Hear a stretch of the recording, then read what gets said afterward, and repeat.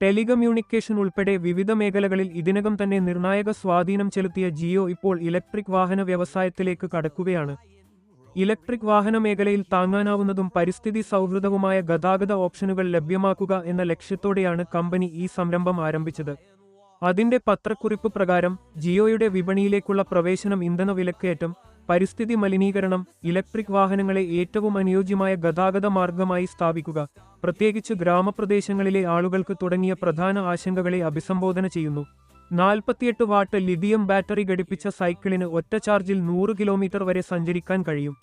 മണിക്കൂറിൽ 45 കിലോമീറ്റർ വരെ വേഗത കൈവരിക്കാൻ ഇതിന് കഴിയും.